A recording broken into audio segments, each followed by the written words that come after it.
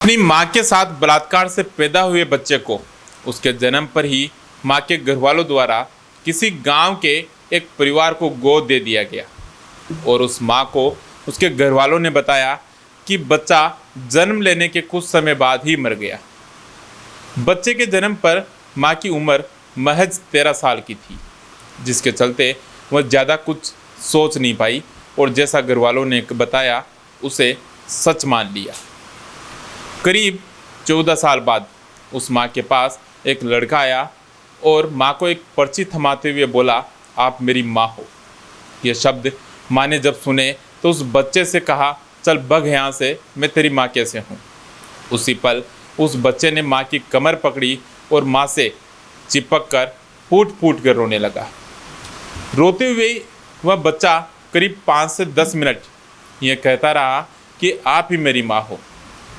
अब तक न जाने क्यों उस माँ की भी उस बच्चे के प्रति ममता जाग उठी थी और वह उसे अपने घर के अंदर ले गई। जब माँ घर में जाकर बच्चे के द्वारा दी गई पर्ची को खोल कर देखती है तो उसमें उस माँ का नाम और पता लिखा था। माँ ने उसी समय किसी को फ़ोन किया और फ़ोन करते ही उस बच्चे को हमेशा हमेशा के लिए अपने पास रख लिया। समय गुजरा और इस बच्चे ने ठान लिया था कि माँ के साथ जिन लोगों ने दरिंदगी की है उन्हें सलाखों के पीछे पहुँचा कर ही दम लूँगा और माँ को न्याय दिलाऊँगा। इसके बाद बलात्कार से पैदा हुए इस बच्चे ने अपनी माँ के साथ बलात्कार करने वालों को घटना के 25 साल बाद जेल की सलाखों में पहुँचा दिया। ज़रा सोचिए आखिर कैसे एक बेटे और उसकी माँ ने यह दर्द झेला होगा। नमस्कार, मैं महेंद्र कुमार, आप देखना शुरू कर चुके हैं अपराध की बात पाथफाइंडर्स के साथ। हाजिर हूँ एक सच्ची और वास्तविक घटना के साथ। आज की घटना है उत्तर प्रदेश के शाहजहांपुर की। आज की कहानी को समझने के लिए हमें करीब 32 साल पीछे चलना पड़ेगा। दरअसल उत्तर प्रदेश के एक गांव में एक परिवार रहता था। परिवार में पिता फौज में थे। माता पिता के अलावा परिवार में 2 भाई और 5 बहन सहित 7 लोग थे। परिवार में तीसरे नंबर की लड़की भी अपने पिता की तरह ही सरकारी नौकरी में जाना चाहती थी। इस परिवार में दूसरे नंबर की लड़की की सरकारी नौकरी लगती है और वह अपने पति के साथ शाहजहांपुर शिफ्ट हो गई। फौजी पिता ने पढ़ाई के लिए अपनी तीसरे नंबर की लड़की को भी उसकी बहन के पास शाहजहांपुर भेज दिया। वह लड़की वहां जाकर स्कूल जाने लगी।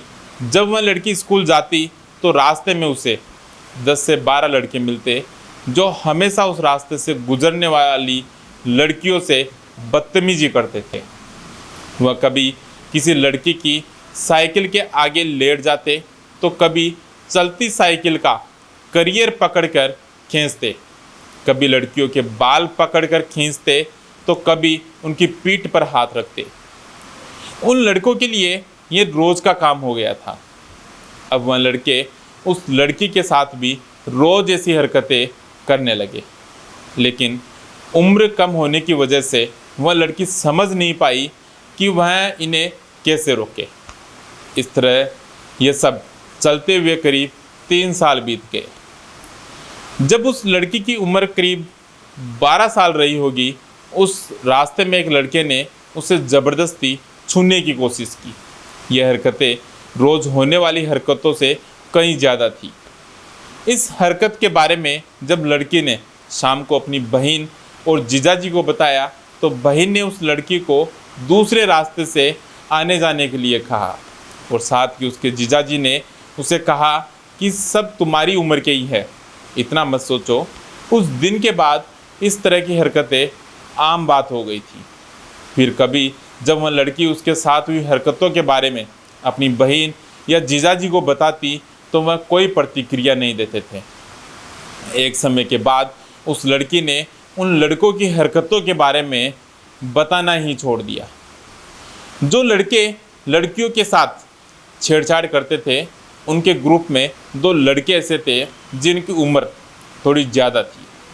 वह दोनों लड़के ट्रक चलाते थे और कई बार वह दोनों लड़के लड़की की बहन के घर के बाहर आकर अपना ट्रक रोक देते थे और लड़की की बहन से पीने का पानी मांगते, जिसके चलते वह दोनों ये जान चुके थे कि लड़की दोपहर में अकेली रहती है, क्योंकि लड़की के जीजाजी अपनी ड्यूटी से रात 8 बजे आते हैं, जबकि उसकी दीदी शाम को 6 बजे आती है। इस बीच एक दिन दोनों लड़के मौका पाकर दीवार फांदकर उस लड़की के घर आए और दोनों ने बारी बारी से उस लड़की का रेप किया। वह लड़की चिल्लाती उससे पहले ही उस लड़की का उन दोनों ने मुंह बांध दिया था। वह लड़की अपने आप को छुड़ाने के लिए अपनी पूरी ताकत झोंक देती है, लेकिन वह उन दोनों दरिंदों के आगे बेबस थी। करीब 2 घंटे तक वह दोनों दरिंदे उस लड़की को नोचते रहे और जाते समय बंदूक दिखाकर कहा कि अगर तुमने तेरे घर पर किसी को भी कुछ भी बताया तो तुम्हें, तेरी दीदी या तेरे जीजाजी को जान से मार देंगे। इस डर से वह लड़की उस दिन चुप रही। फिर कुछ दिन बाद से ये लड़के आए दिन उस लड़की का रेप करते और आए दिन उस लड़की को जान से मारने की धमकी देकर वहाँ से चले जाते। इस तरह वे लड़के 6 महीने तक उस लड़की का रेप करते रहे, जिसे लगातार रेप करने से वह लड़की गर्भवती हो गई। इस दौरान वह लड़की गुमसुम रहने लगी, तो उसकी बहन ने उसे गुमसुम रहने का कारण पूछा, लेकिन वह लड़की डर के कारण अपनी बहन को कुछ भी नहीं बता पाई। इस बीच लड़की की तबीयत बिगड़ना शुरू हो गई। उसको हॉस्पिटल ले जाया गया। कुछ टेस्ट हुए तो पता चला कि वह लड़की गर्भवती है। उस शाम को जैसे ही उसके जीजाजी घर आए तो खूब हंगामा हुआ और उस लड़की पर उसके जीजाजी ने चिल्लाना शुरू कर दिया और उसको सच बताने के लिए कहा। लड़की ने उस दिन उसके साथ जो भी हुआ था वह अपने जीजाजी को सब कुछ बता देती है। इसके बाद उस दिन उस लड़की के जीजाजी घर के बाहर चले गए, लेकिन काफ़ी समय तक जब लौटकर वापस नहीं आए तो लड़की की बहन उनको ढूंढने के लिए पीछे पीछे चली जाती है। जब दोनों लौटकर वापस घर आए तो लड़की के जीजाजी का पूरा चेहरा खून से सना हुआ था। उनके कपड़े फटे हुए थे और सिर पर पट्टी बंधी हुई थी, क्योंकि उस दिन लड़की के जीजाजी को उन बलात्कारियों ने बड़ी बेरहमी से पीटा था। उसी रात उन तीनों ने वह शहर छोड़ दिया और शाहजहाँपुर से अपने गांव लौट आए। गांव लौटने के बाद लड़की की बहन ने सारी बात अपने पिता को बताई, तो पिता ने लड़की को ही गलत बताते हुए उस दिन उस लड़की की काफ़ी पिटाई कर दी। उस वक्त उस लड़की को अपने आप पर घिन आ रही थी कि उसकी वजह से पूरा परिवार मुसीबत में आ गया। इसके बाद अगले दिन जल्दी सुबह ही उस लड़की को अपनी बहन के साथ फिर से देहरादून भेज दिया गया। इस बीच कुछ समय बाद उस लड़की ने एक बच्चे को जन्म दिया। इसके बाद उसके घर वालों ने उस लड़की को बताया कि तेरी उम्र कम होने की वजह से बच्चा मर गया। घर वालों की बात को उस लड़की ने सही मान लिया, जबकि उस लड़की के घर वालों ने उस दिन उस बच्चे को उत्तर प्रदेश के एक गांव में एक अनजान परिवार को गोद दे दिया। बच्चा पैदा होने के बाद जैसे तैसे उस लड़की ने 10वीं तक की पढ़ाई पूरी की। उसके बाद उसने सिलाई और कढ़ाई का काम सीखा।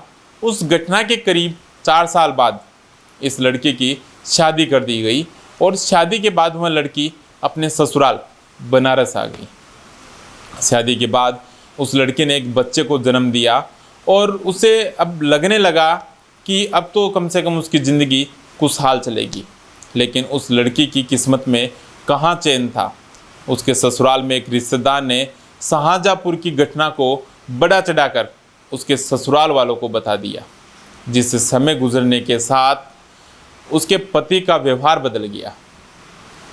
ससुराल वालों की बदनामी होने लगी। इसके बाद ससुराल वालों ने उस लड़की को धीरे धीरे अलग थलग कर दिया।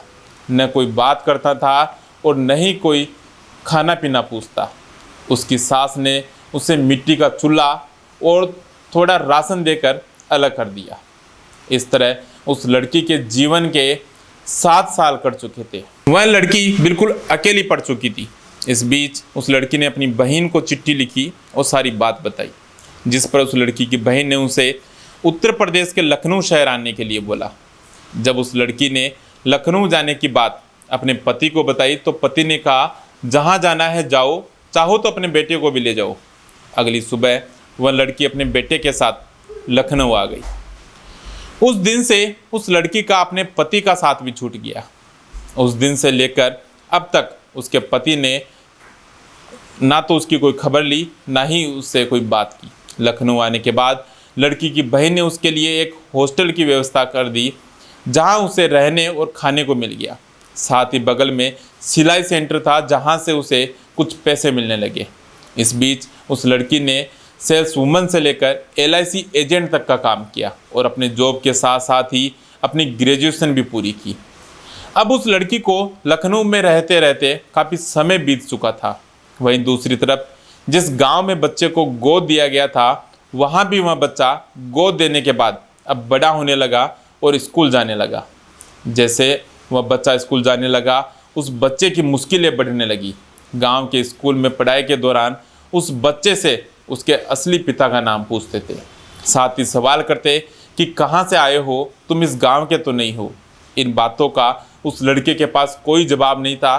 कई बार तो उस लड़के को ऐसे ताने मारे जाते जिन्हें वह कम उम्र में समझ नहीं पाता था। थोड़ा बड़ा हुआ तो उस लड़के ने महसूस किया कि लोग उसे देखते ही रास्ता बदल देते हैं। कुछ लोग तो उस लड़के से सीधे बाप का नाम पूछकर जलील करने की कोशिश करते थे। यहाँ सोचने वाली बात यह थी कि बच्चे को इस तरह से सवाल करने से उस बच्चे पर क्या गुजरी होगी। जिस गांव में उस लड़के को गोद दिया गया था, वहाँ उस घर में उसकी माँ किसी मानसिक बीमारी से ग्रस्त थी, लेकिन उसके पिता एक अच्छे इंसान थे, जिसके चलते उसकी माँ जब वह लड़का दुखी होता तो वह कुछ समझ नहीं पाती थी कि लड़का क्यों दुखी है। जब वह लड़का स्कूल से लौटता तो रास्ते में कुछ लोग उसको देखकर उस पर टिप्पणी करते, लेकिन वह लड़का उन सबको चुपचाप सहता रहा और जब बर्दाश्त से बाहर हो जाता तब कई बार वह उनसे हाथापाई करने की कोशिश करता, लेकिन हर बार कमजोरी के चलते खुद को चोट पहुंचाता। जब गांव में उस लड़के की उम्र का हर कोई उससे चिढ़ाने लगा तो उसने अपनी माँ से पूछा कि माँ, मेरी असलियत क्या है। कुछ देर तो वह बात को टालती रही, लेकिन लड़के ने जब जिद की तो उसने सब कुछ सच बता दिया और कहा कि तेरी असली माँ लखनऊ में रहती है। उसके बाद वह लड़का अपनी असली माँ से मिलने के लिए बेचैन हो गया। वह लड़का अपनी असली माँ की कहानी से अनजान था। इस बीच उस लड़के को पता लगा कि गांव का कोई व्यक्ति लखनऊ ड्राइवर का काम करता है। तो वह लड़का जब भी उस व्यक्ति से जब वो गांव आता तो उससे लखनऊ लेकर चलने के लिए जिद करता, लेकिन वह व्यक्ति हमेशा उससे बच्चा समझकर बात को टाल देता। इस बीच जब वह लड़का लखनऊ ड्राइवर का काम करने वाले व्यक्ति से हर बार जिद करने लगा तो उस व्यक्ति ने एक दिन सारी बात उस लड़के के पिता को बता दी। इस पर घर वालों ने हार कर एक दिन एक कागज़ पर उस लड़के की असली माँ का नाम व पता लिखकर दे दिया। अगले ही दिन वह लड़का ड्राइवर का काम करने वाले उस व्यक्ति के साथ लखनऊ आ गया। उस व्यक्ति ने उस लड़के को एक चौराहे पर उतारा और एक गली की तरफ इशारा करते हुए वहाँ से चला गया। वह लड़का लोगों से पता पूछते पूछते एक घर के बाहर जाकर बैठ गया। जहाँ वह लड़का जाकर बैठा उसके सामने एक टीन शेड का एक घर दिख रहा था। वहाँ एक औरत घर के अंदर बाहर आ जा रही थी। वह लड़का उस औरत को देखने के बाद भी उसकी सच बताने की हिम्मत नहीं हो पा रही थी। वह काफ़ी घबरा रहा था। वह लड़का उस औरत को जितनी बार देखता वह डर जाता। उस लड़के ने सोचा कि ये मेरी मम्मी नहीं हुई तब क्या होगा। वहाँ उस दिन उस लड़के को बैठे बैठे शाम हो गई। अंत में उस औरत ने उस लड़के को बुलाया तो उस लड़के ने बिना कुछ पूछे ही अपनी जेब से एक पर्ची निकालकर उस औरत को दे दी। उसने पर्ची पढ़ते ही उस लड़के से पूछा, कौन हो तुम? तब उस लड़के ने झट से कहा, आप मेरी असली माँ हो।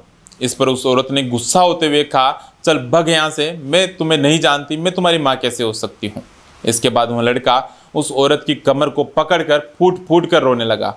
इस बीच उस औरत को उस लड़के पर थोड़ी रहम आ गई और वह समझ कर कि यह पता नहीं किसका बच्चा है, उसे अपने पास घर के अंदर ले गई।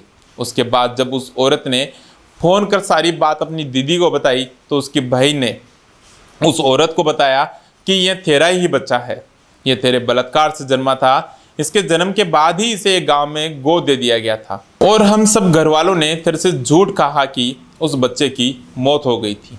इस बच्चे को जहां गोद दिया गया था उन्होंने तेरा पता मेरे से ही लिया है। ये तेरा ही बच्चा है, अब इसको पालने की तेरी ही जिम्मेदारी है।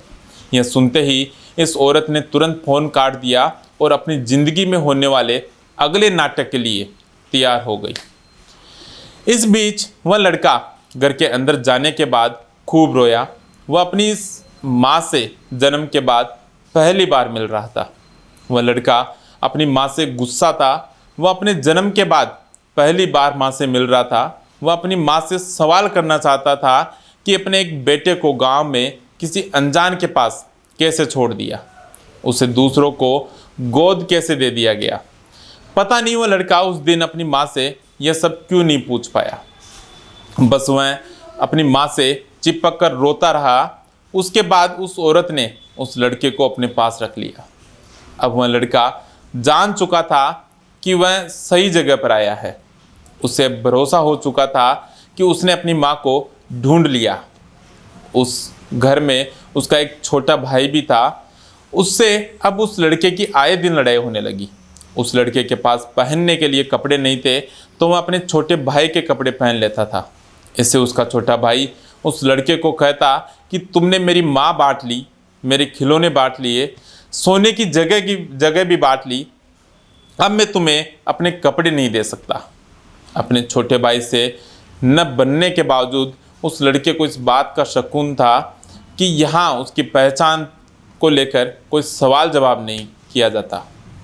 कुछ दिनों बाद उस लड़के की माँ ने उसका एडमिशन उसके छोटे भाई की स्कूल में ही करवा दिया। वहाँ जब उस लड़के के डॉक्यूमेंट्स मांगे गए तो माँ की जाति और इस लड़के की जाति में अंतर था। ऐसा इसलिए था क्योंकि जहाँ उस लड़के को गोद दिया गया था उनकी जाति और उस लड़के की माँ की जाति अलग थी। धीरे धीरे ये बात उसकी स्कूल में फैल गई। जल्द ही एक नया सवाल उस लड़के के सामने आ गया कि एक बच्चे और उसकी माँ की जाति अलग कैसे हो सकती है। इस बीच स्कूल में उस बच्चे के कुछ दोस्त बन गए थे। वह उस लड़के के घर आने लगे थे और उस लड़के को उसके पापा के बारे में पूछते तो उस लड़के के पास चुप रहने के अलावा कोई जवाब नहीं था। इस बीच जब माँ की शादी का फ़ोटो एल्बम खुलता तो उस लड़के के छोटे भाई के बुआ, चाची, पापा सब नज़र आते, लेकिन उस लड़के का कोई भी रिश्तेदार नज़र नहीं आता था। इस पर वह लड़का अपनी माँ से सवाल करता कि मेरे घर वाले कहाँ हैं, मेरे पापा कौन है। इस पर उसकी माँ दूसरी बातों से उस लड़के के सवालों को टाल देती थी। उसके बाद उस लड़के ने अपनी माँ से पापा के बारे में खूब पूछने की कोशिश की, लेकिन कोई जवाब नहीं मिलता था। इसके बाद उस लड़के ने अपनी माँ से बात करना बंद कर दिया। उसकी माँ उस लड़के से बात करने की कोशिश करती, लेकिन वो लड़का अपनी माँ से बात नहीं करता था। इस बार उस लड़के को अपनी माँ से बात किए 1 महीना हो गया था। इस बार वह लड़का जब थक गया तो अपनी माँ से कहता है कि या तो आप मुझे बता दीजिए कि मेरे पिता कौन है, नहीं तो मैं फांसी लगा के आत्महत्या कर लूँगा। फिर क्या था, एक माँ को अपने बेटे की जिद के आगे हारना पड़ा और उस रात उस औरत ने दोनों भाइयों को बैठाया और सारी कहानी बताई। उस दिन उस लड़के का दूसरा जन्म था। वह बहुत रोया और अपनी माँ से माफ़ी मांगी और दोनों भाइयों ने तय किया कि वह दोनों मिलकर अपनी माँ को न्याय दिलाएंगे। वह लड़का और उसका छोटा भाई सच्चाई जानने के कुछ दिन बाद अपनी माँ के पास गए और माँ से कहा कि आपको उन्हें सज़ा दिलानी चाहिए। माँ ने साफ मना कर दिया क्योंकि उस औरत को अपने दीदी और जीजाजी के चेहरे पर लगा खून और उनके फटे कपड़े अभी तक याद थे। उस औरत ने अपने दोनों बेटों को कहा कि उस इलाके में वह लोग बहुत पावरफुल है, उनसे हमें नहीं उलझना चाहिए, हमें दूर ही रहना चाहिए। वैसे भी इस घटना को अब करीब 25 साल से ज़्यादा हो गया है, तो अब उनका कुछ नहीं हो सकता। इस पर दोनों बेटे नहीं मानते हैं और कुछ दिन बाद उसका छोटा भाई उस महिला के पास जाता है और कहने लगा कि उन बलात्कारियों का पता लगाना चाहिए, उनके खिलाफ पुलिस में केस दर्ज करना चाहिए। साथ ही उस महिला का बड़ा बेटा बोला कि हम कब तक ऐसे जीते रहेंगे, हमने कोई गलती नहीं की। इसके बाद उस औरत ने अपने दोनों बेटों की वजह से उन बलात्कारियों के खिलाफ पुलिस में केस दर्ज करवाने का फैसला किया और फिर से अपने बड़े बेटे के साथ शाहजहाँपुर गई। वह महिला शाहजहाँपुर करीब 30 साल बाद पहुंची थी। उस महिला के हाथ पैर कांप रहे थे, उसको सारी घटना याद आ रही थी। उस महिला का मन कर रहा था कि वापस लखनऊ चली जाऊं, लेकिन बड़ा बेटा अपनी माँ की फीलिंग समझ रहा था। उसने अपनी माँ को उस दौरान काफ़ी हिम्मत दी। उस महिला को कोई आइडिया नहीं था कि उसके जो दोषी है वो कहाँ है, ना ही वह महिला उन दोनों दरिंदों का असली नाम जानती थी। उसको केवल उन दरिंदों का चेहरा और आंखें याद थी। खैर, इस बीच वह महिला और उसके दोनों बेटे थाने पहुंचते हैं और वो पूरी बात बताई। इस पर पुलिस ने कहा कि आप पता और फ़ोन नंबर लेकर आइए, ऐसे किसी को नहीं ढूंढ सकते। उस महिला को कोई आइडिया नहीं था कि अब वह लोग कहाँ पर है, क्योंकि शाहजहाँपुर का नक्शा अब पूरी तरह बदल चुका था। इसके बाद वह महिला हर वीकेंड पर अकेली ही शाहजहाँपुर जाने लगी। वह महिला वीकेंड पर ऑटो करती और दुपट्टे से मुंह बांधकर शहर में घूम घूम कर उन दरिंदों को खोजती थी। उस वक्त उस महिला की सैलरी केवल 15,000 रुपये थी और हर बार आने जाने में 2,000 रुपये खर्च होते थे। पैसों की तंगी के बावजूद उस महिला में अब अलग सा आत्मविश्वास आ गया था। उस महिला को हमेशा लगता कि अब वह इस लड़ाई में अकेली नहीं है, उसके दोनों बच्चे उसके साथ हैं। आखिरकार 2 साल की कड़ी मेहनत से वह दरिंदे मिल ही गए। जिस दिन इस महिला ने उन दरिंदों का पता लगाया, उसकी धड़कन बढ़ी हुई थी, उसे बहुत घबराहट हो रही थी। उस महिला ने शाहजहाँपुर थाने में उनका नंबर और पता दिया। रिपोर्ट लिखवाकर वापस डर कर लखनऊ आ गई। इसके बाद पुलिस ने मामला दर्ज किया और बड़े बेटे का डीएनए टेस्ट होने के बाद सुनवाई शुरू हुई। उस महिला को भी सुनवाई पर बुलाया गया तो उस महिला का उन दरिंदों का 30 साल बाद फिर आमना सामना हुआ।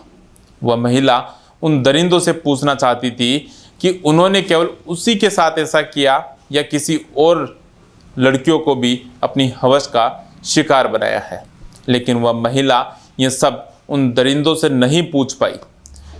इस पर बड़े बेटे का पढ़ाई से मन उठ गया तो उसने पढ़ाई छोड़कर अपनी माँ का सहारा बनने के लिए हरियाणा कमाने चला गया था। इसी बीच बड़े बेटे को अपनी कॉलोनी की लड़की से प्यार हुआ तो उस महिला ने अपने बेटे की उस लड़की से शादी करवा दी। इस बीच कोर्ट पेशी के दौरान महिला के बड़े बेटे को पेशी पर बुलाया गया। जब आरोपियों के वकील ने उस लड़के से उसकी मां को लेकर सवाल किया कि आपकी मां इन लोगों के पास रजामंदी से गई थी और जब पैसे नहीं दिए गए तो आरोप लगाकर उनको अब फंसा रही है, तो वह लड़का और ज़्यादा टूट गया। जरा सोचिए क्या गुजरी होगी उस समय उस लड़के के ऊपर। वह लड़का उन दरिंदों से पैसे के दौरान 2 बार मिला। दोनों ही बार उन दरिंदों ने उस लड़के से बात करने की कोशिश की, लेकिन उस लड़के ने बात करने से मना कर दिया। आखिरकार दोनों बेटों की हिम्मत और एक बेबस माँ की मेहनत के चलते उन दरिंदों को लंबी सुनवाई के बाद कोर्ट ने 10-10 साल की सजा सुनाई। फिलहाल बलात्कार से जन्मा हुआ लड़का एक बड़े अधिकारी की गाड़ी चलाकर अपने परिवार के साथ उस दर्द के साथ जी रहा है जिसमें उसकी और उसके परिवार की कोई गलती नहीं थी। साथ ही देर से सही, लेकिन उस महिला को सालों का दर्द झेलने के बाद उसके अपने बेटों के कारण न्याय मिल पाया। दोस्तों, हमारा इस घटना को बताने का उद्देश्य किसी की भावनाओं को ठेस पहुंचाना नहीं है, बल्कि समाज को अपराध के प्रति जागरूक करना है। जागरूकता लाने की हमारी यह छोटी सी कोशिश, हमारी यह छोटी सी पहल आपको पसंद आई है तो हमारे वीडियो को लाइक कीजिए, अपने दोस्तों के साथ शेयर कीजिए और हमारे चैनल को सब्सक्राइब कीजिए। और हाँ दोस्तों, आप इस पूरे घटनाक्रम पर क्या सोचते हैं कमेंट करके हमें ज़रूर बताइए। जल्द हाजिर होंगे एक नई, एक सच्ची और वास्तविक घटना के साथ। तब तक के लिए दीजिए इजाज़त। नमस्कार।